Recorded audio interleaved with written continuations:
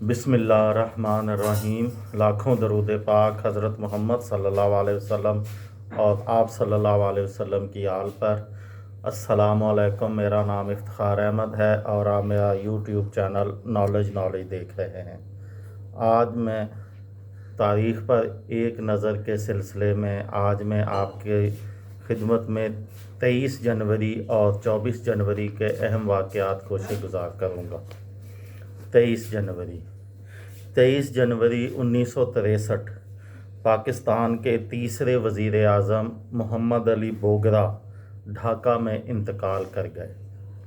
23 جنوری 1897 ہندوستان تحریک آزادی کے رہنما سبھاش چندر بوس اڑیسہ کے علاقے کٹک میں پیدا ہوئے۔ سبھاش چندر بوس نے آزاد ہندوستان فوج بھی تیار کی تھی انگریزوں کے خلاف لڑنے کے لیے۔ 23 جنوری 638 عیسوی سے اسلامی کیلنڈر کا آغاز ہوا، یعنی جو ہمارا ہجری کیلنڈر ہے اس کا آغاز 638 عیسوی سے ہوا۔ 23 جنوری 1943 کو جنگ عظیم دوم برطانوی افواج نے لیبیا کے شہر طرابلس پر قبضہ کر لیا۔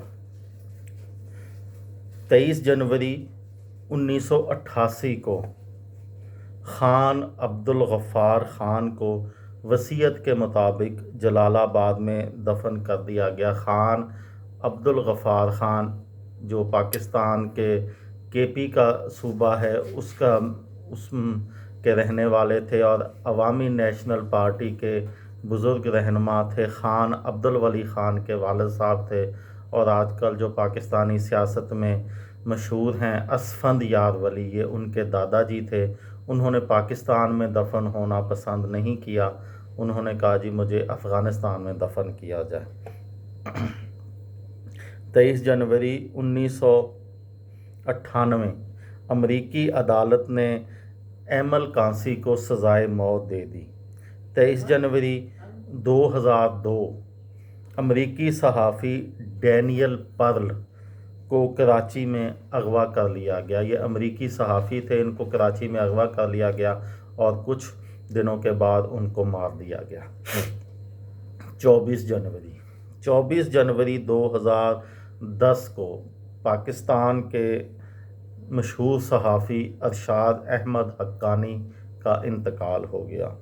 24 جنوری 2007 کو صومالیہ جنگ میں امریکی فوج نے القاعدہ کے مشتبہ ٹھکانوں پر فضائی حملہ کیا۔ 24 جنوری 1984 کو ایپل کمپیوٹر نے میکنٹوش پرسنل کمپیوٹر کی نمائش کی۔ 24 جنوری 1857 کو جنوبی ایشیا میں پہلی یونیورسٹی آف کلکتہ کا قیام عمل میں آیا۔